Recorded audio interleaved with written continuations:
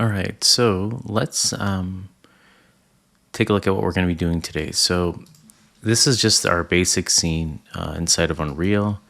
What we're going to be doing is hooking up audio files like triggers and all that stuff, and just learning a little bit about how audio works before we bring it in. Now this is a very basic empty scene, but it's using the character that we created before and hooked up. For this particular assignment, you don't have to use your own character. You can use the third person one provided. Just make sure it's a blank level. So let's start off in our content folder, right clicking and then creating a new folder and just calling this one sounds. And let's go over to a website that I like to use for my own projects to get audio files.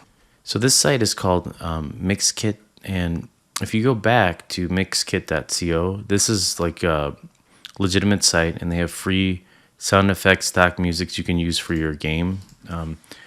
For the most part, they're royalty free. Some of the files you'll see ask that you credit the creator, so you can see their stock music here, and you can also search. I'm going to use, just for now, the sound effects to focus on ambient. So you can see here's Arcade Retro Game Over. So I like that. So all you have to do is download that.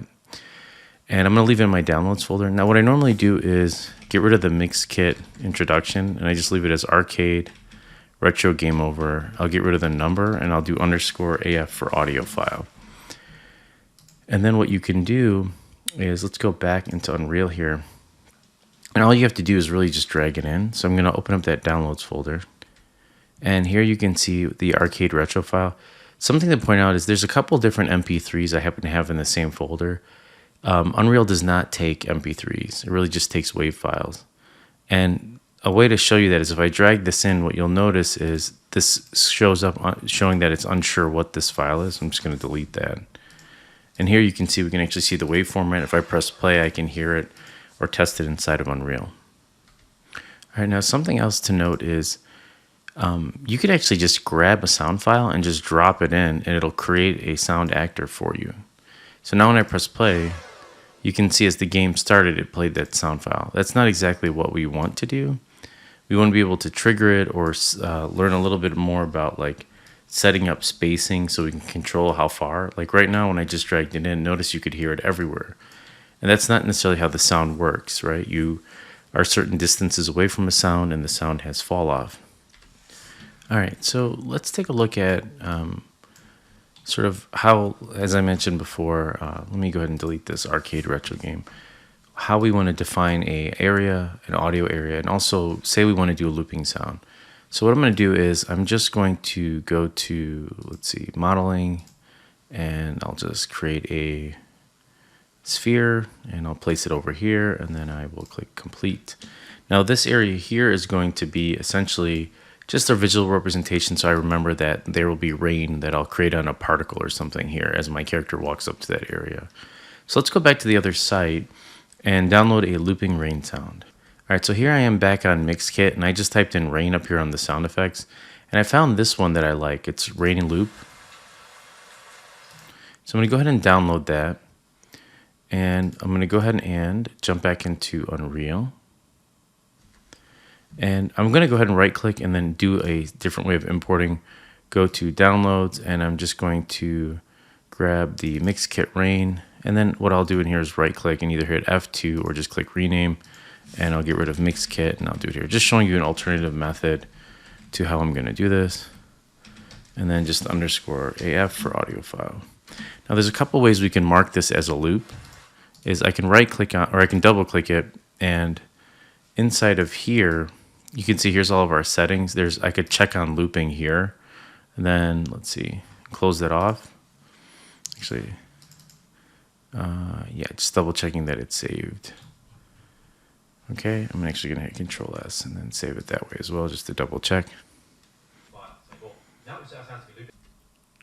So another alternative is you can hold Shift, select both if you have multiple files you want, and then go to Asset Actions, and then go to Bulk Edit. Where is that at?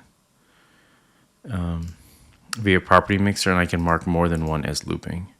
So it's just an alternative way of doing more than one file.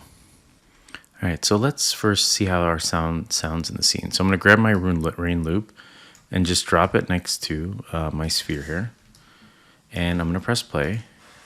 And you can see I could hear the sound anywhere, which, as I mentioned before, I don't necessarily want that. I want it to be attenuated to a specific area, and it's also kind of loud.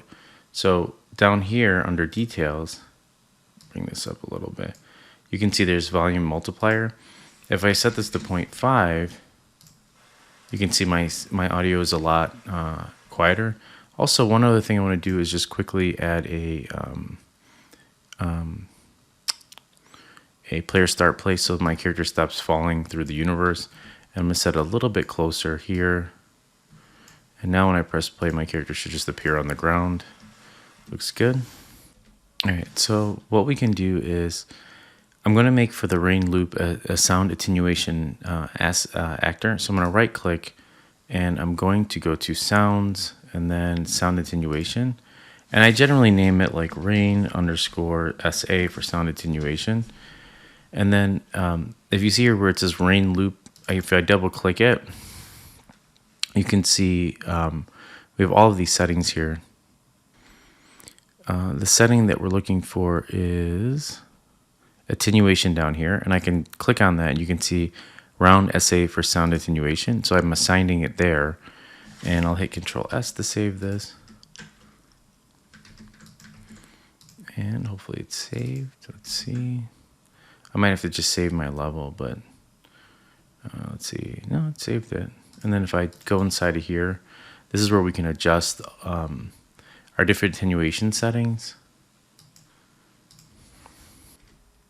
All right, so what you'll notice now is if we select our sound file from our scene, which is our rain loop, you can see now we have these attenuation settings, which are these two spheres.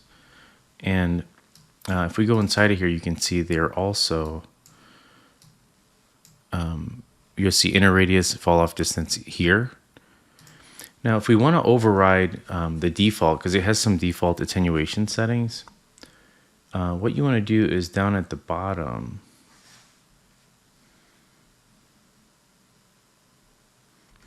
is we want to check under attenuation section, we want to check on override attenuation, and this will allow us to adjust the attenuation settings. Because if you see now like how huge the area is, if I press play, you can see that as I move around from you probably can't tell, but if you move your speaker from left to right, we're able to hear it in each speaker, and it gets louder as I get closer, and then it falls off or gets lower when I walk away. But I really want to control that a little bit more.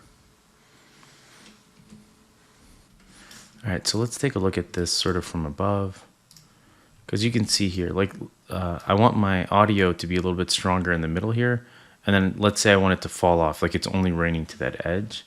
So here under attenuation volume, you can make this a little bit bigger, and then I can shrink this down so that it just kind of has a smaller of a fall off area. So that's how you control or adjust those sounds.